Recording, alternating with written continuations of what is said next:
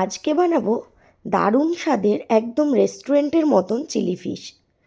বিশ্বাস করো, তোমরা একবার এইভাবে বানিয়ে দেখো, একদম ঠকবে না।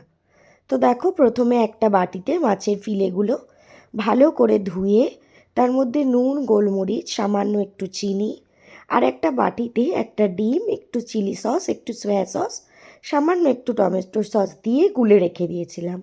সেটা দিয়ে মাছের ফিলেগুলো খুব ভালোভাবে মেখে নিলাম। তা মেখে নিয়ে তোমরা মোটামুটি ফ্রিজে ওভারনাইটও স্টোর করতে পারো, বা আমি 1.5 থেকে 2 ঘন্টা মতো রেখেছিলাম। তারপর এর মধ্যে একে একে দিয়ে দিলাম 2 টেবিল স্পুন ময়দা আর 1 টেবিল স্পুন কর্নফ্লাওয়ার। এটা দিয়ে ভালো মতন মাছের ফিলেগুলোকে মাখিয়ে নিয়ে কড়াইতে তেল বসিয়ে দিলাম।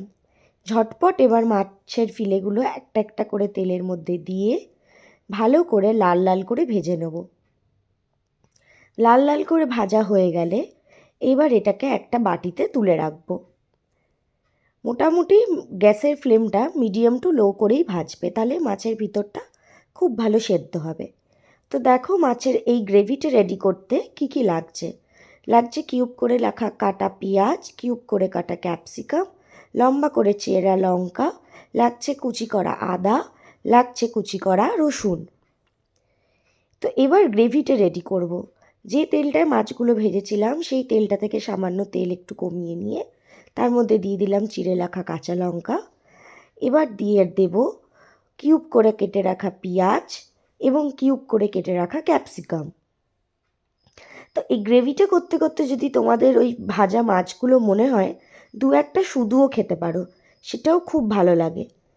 তো দেখো, তারপর দিয়ে দেবো এবার ক্যাপসিকামটা দিয়ে সামান্য একটু নুন, একটু গোলমরিচ দিয়ে এটাকে ভালো করে একটু লাল লাল করে ভাজতে হবে, মোটামুটি যতক্ষণ না পেঁয়াজগুলো ট্রান্সপারেন্ট হয়ে যাচ্ছে। তো গ্রেভিতে এবার একটা সস দেবো। সেটা দেওয়ার জন্য একটা ছোট বাটিতে হাফ বাটির থেকে একটু কম টমেটো সস আর খানিকটা সয়া সস মিশিয়ে রেখে দিলাম। এবার ওই পেঁয়াজ আর ক্যাপসিকাম মধ্যে দিয়ে দিলাম কুচি করে রাখা আদা এবং কুচি করে রাখা রসুন। এবার এর মধ্যে দিয়ে দেবো ওই যে সসটা গুলে রাখলাম সেই সসটা। সসটা দিয়ে আরও বেশ কিছুক্ষণ ভালোভাবে এই পেঁয়াজ আর ক্যাপসিকামটার মধ্যে মিশিয়ে নিয়ে যে যেরকম মিষ্টি খাও সেরকম স্বাদ মতন দিয়ে দেবে চিনি।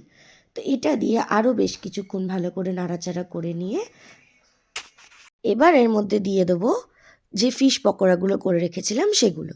তো এইগুলো দিয়ে এটাকে আবার একটু বেশ কিছুক্ষণ ধরে ভালো করে নাড়াচাড়া করে নিয়ে মোটামুটি সসগুলোর গায়ের মধ্যে লেগে গেলে একটু উষ্ণ করে রাখা গরম জল দিয়ে দিলাম। ওই 1 কাপ মতন দিয়েছিলাম।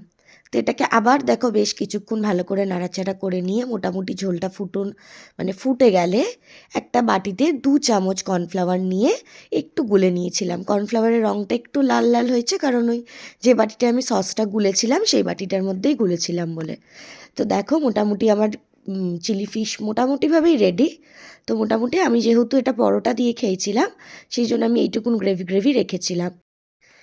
তোমরা যারা এটা ফ্রাইড রাইস বা চাউমিন দিয়ে খাবে তারা এটা আরেকটু ড্রাই করে নেবে, মানে জলটা একটু কম দেবে। তা আমি যেহেতু পরোটা দিয়ে খেলাম আমি এরমই নামিয়েছিলাম। তো দেখো, এখানে আমার চিলি ফিশ রেডি। কেমন লাগলো অবশ্যই আমাকে কিন্তু জানিও।